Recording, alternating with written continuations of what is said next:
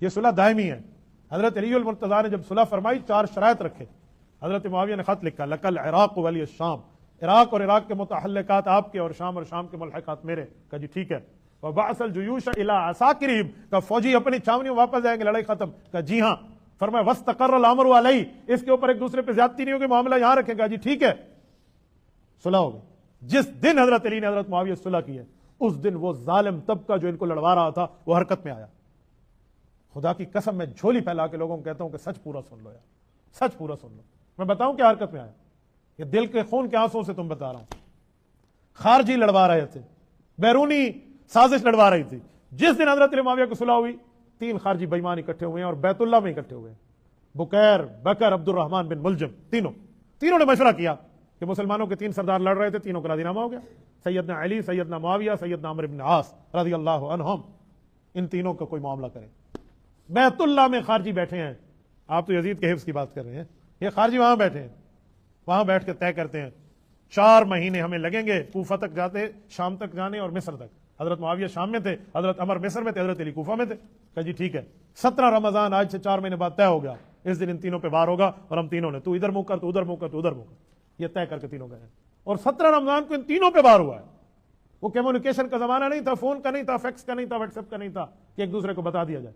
جب یہ تینوں پکڑے گئے، ان کے بیانات لیے اور یہ تینوں تحقیق ہوئے، اس کے بعد جب بعد میں معاملہ کھلا تو پھر پتہ چلا حضرت علی المرتضیٰ پہ 17 رمضان کو حملہ ہوتا ہے، حضرت علی زخمی ہو جاتے ہیں، امام حسن رضی اللہ تعالیٰ عنہ اس قاتل کو پکڑ لیتے ہیں، عبد الرحمن بن ملجم اس کا نام ہے۔ حضرت علی نے فرمایا زندہ رہا تو خود طے کروں گا، فوت ہو گیا تو اس کے ساتھ بھی اس کے شریعت کا عمل پورا کریں۔ حضرت علی شہید ہو گئے۔ حضرت امام حسن نے اس کو مارنے کے لیے قصاص میں جلاد کو بلوایا تو کہنے لگا کہ حسن تیرے لیے خوشخبری ہے، مجھے ایک بات کرنے دے۔ امام حسن نے کہا تو میرے ابا کا قاتل، میرے لیے خوشخبری تیرے منہ میں؟ کہا ہے۔ کہا کیا؟ کہا آج کے دن جب میں نے آپ کے ابا پہ حملہ کیا، آپ کے دونوں دشمن قتل ہو چکے ہوں گے۔ کہا ہمارے کون سے دونوں دشمن؟ کہا معاویہ اور عمرو بن عاص۔ کہا اللہ تمہیں غارت کرے۔ امام حسین کہے اللہ تجھے غرق کرے، اللہ تیرا ان پہ بس نہ چلائے۔ یہ کیا تو بات کر رہا ہے؟ کہا میرے 2 ساتھی ایک ادھر پہ گیا ہے، آپ نے طے کیا تھا۔ یہ امام حسن کے سامنے اس کا اعترافی اقبالی بیان ہے اس مجرم کا۔ امام حسن کی تلوار سے یہ فرار ہوا ہے، یہ مارا ہے۔ ادھر اسی رات حملہ ہوا ہے حضرت عمرو بن عاص پہ۔ رات کو طبیعت ان کی خراب ہو گئی، صبح نماز پڑھنے نہیں آئے اور گھر میں پڑھی، اور حضرت خارجہ بن زید کو بھیجا کہ آپ میری جگہ جا کے امامت کریں، تو حضرت خارجہ بن زید شہید ہو گئے۔ بندہ پکڑا گیا، پکڑ کے عمرو بن عاص کے پاس لے گئے۔ جب لوگ وہاں گئے انہوں نے کہا السلام علیکم یا امیر، مصر کے امیر ہے نا، گورنر ہے۔ تو یہ قاتل پوچھتا ہے من امیر، یہ امیر ہے؟ کون امیر؟ انہوں نے کہا یہ عمرو بن عاص۔ کہا من قتل تو، پھر میں نے کس کو مارا؟ انہوں نے کہا قتل تو خارجہ، تو نے تو خارجہ بن زید کو مارا۔ کہا او ہو میں تو اسے مارنے آیا تھا۔ کہ وہ کیسے؟ پوری صورتحال یہ مصر میں پتہ چلی اور اس بندے کو پھر وہاں فنار کیا گیا ہے۔ ادھر حضرت معاویہ خود جو نماز صبح پڑھانے آئے ہیں ان پہ حملہ ہو گیا، ران پہ خنجر مارا ہے اس ظالم نے۔ لیکن حضرت معاویہ رضی اللہ تعالیٰ عنہ اپنے ساتھ سیکورٹی گارڈ رکھتے تھے اور پورا بہترین فل پروف سیکورٹی کا نظام تھا، انہیں پکڑ لیا۔ سیدنا معاویہ زخمی ہو گئے، شدید گہرا زخم آیا، ڈاکٹر جو اس زمانے کے طبیب تھے انہیں بلوایا گیا، علاج چلا۔ جب صحت مند ہوئے بلواؤ اس کو، بلوایا گیا تو انہوں نے کہا یہ اس طرح پوری ترتیب پھر بتائی گئی سب نے کہ ہم نے تفتیش کیا، یہ یوں آیا ہے، اس کا ایک ساتھی حضرت علی کے پاس، ایک ساتھی ادھر گئے۔ تو انہوں نے کہا اللہ تیرا بس نہ چلا ہے، کیا ہوا؟ جب یہ باتیں کھلی اور پھر پتہ چلا کہ ایک ہی رات کا پلان طے تھا۔ کب؟ جب حضرت علی کی حضرت معاویہ سے کیا ہوئی تھی؟ اب بتائیں لڑا کون رہا تھا؟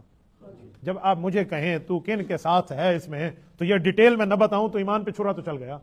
یہ تفصیل جس کے سامنے نہیں ہوگی وہ تو یہی کہے گا نبی کے 2 صحابہ لڑتے تھے۔